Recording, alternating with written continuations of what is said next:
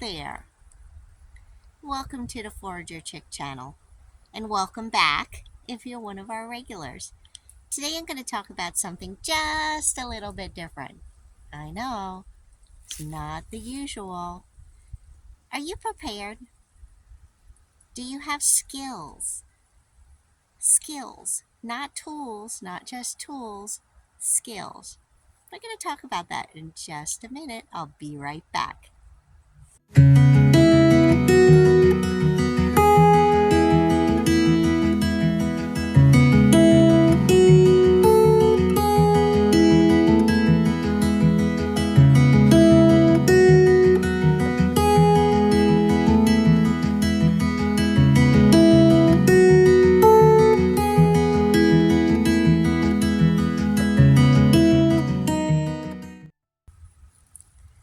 So yeah, I know you weren't expecting that,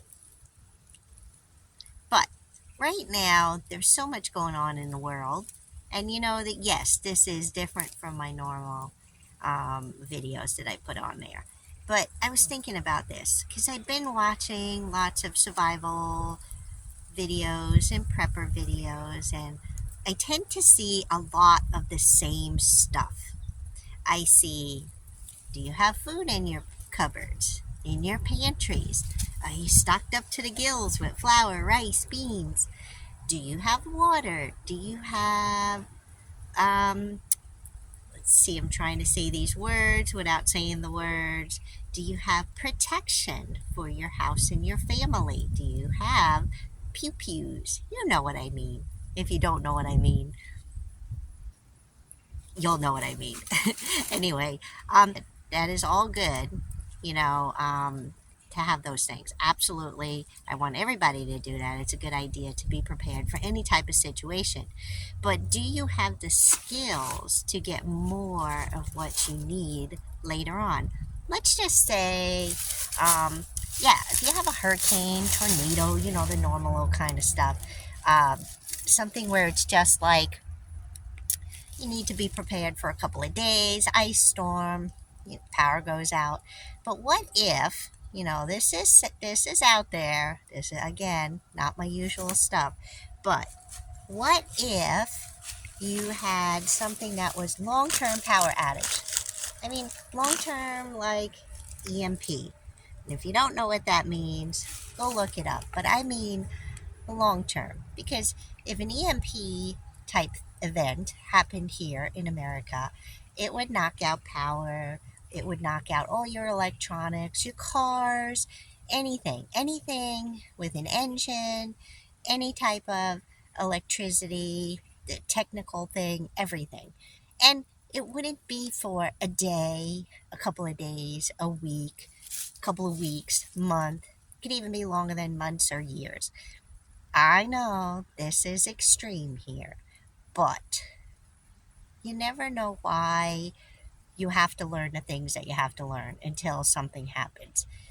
I wondered, like 10, 15 years ago, I started getting into the foraging, into the herbalism, into learning more about natural health and how to DIY everything. And I felt this calling that I needed to do more. I needed to learn more survival skills, to learn what was growing out in our yard. I feel that God put me in this place where I am right now to be able to show others how to do the same thing. So that's why I'm talking to you, because 20 years ago I did none of this. Nope. I wouldn't be outside here if it was cold or rainy, or I definitely wouldn't be eating something off the ground, any wild food. I was Miss Priss back then, but you know me now. If you've been here for a while, you know who I am. So I wanted you guys to just think more about skill set. Like, what kind of skills do you have if all of a sudden you were pushed back into Little House on the Prairie type days, because you never know. I say that a lot. But what if? Can you cook? Can you cook on fire? Can you cook on a gas grill until the gas runs out? But can you cook on fire? That's the main thing. And what can you make? Not just a can of beans. Can you cook a stew, a soup? Can you make some bread on there? Cook bread on a stone? Can you find your wild food?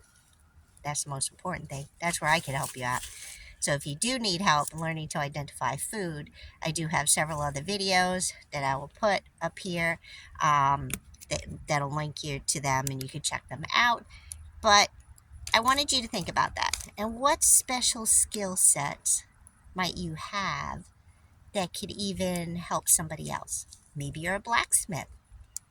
A lot of tools will be needed. Maybe you sew or knit. Clothes will need to be made, right? And maybe you're a really awesome cook. You can help somebody out. Help a friend now that doesn't know how to cook. Because believe it or not, there are people out there that still don't know how to cook home cooked meals if it doesn't come out of a box or go in a microwave. But how to cook things on like different cooktops, different on fire, on cast iron, in a little tiny pot over a little gas stove, a propane stove. It's good to know these kind of things. And how are you going to preserve your food? Do you know how to dehydrate something if you don't have an electric dehydrator?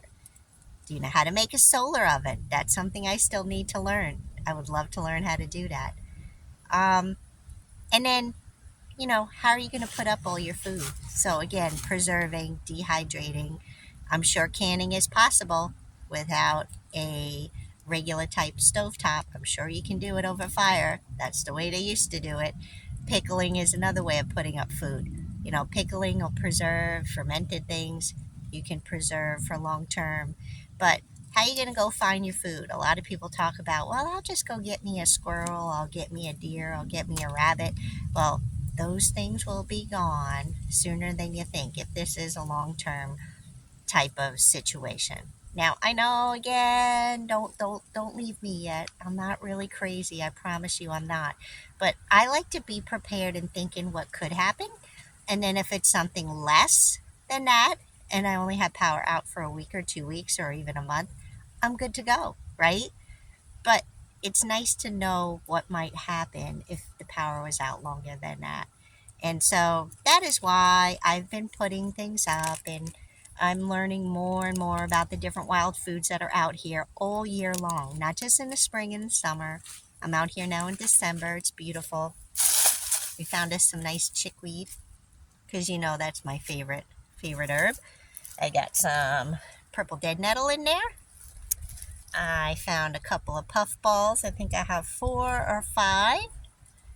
And right here I'm sitting in front of turkey tails.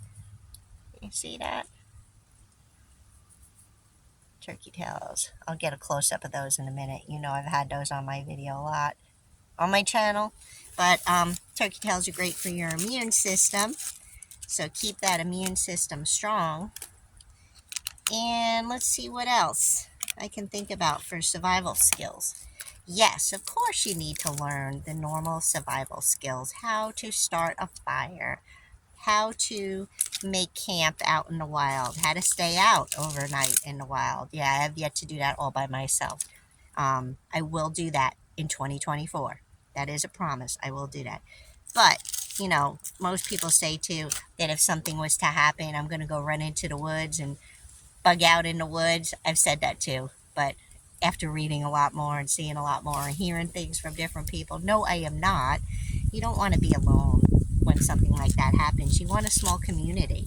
You want other like-minded people in your neighborhood, in your church, or anything that is close to you. I would start talking to people now if you haven't already, because I know a lot of times nowadays people don't even talk to their neighbors. They don't even know their neighbors.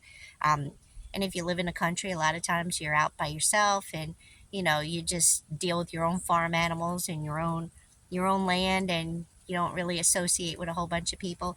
Lately I've been getting to know my neighbors, which is really nice. And it's wonderful learning the different skill sets from each of the people, and how if something was to happen, we could share with each other and help each other out and make our own little community.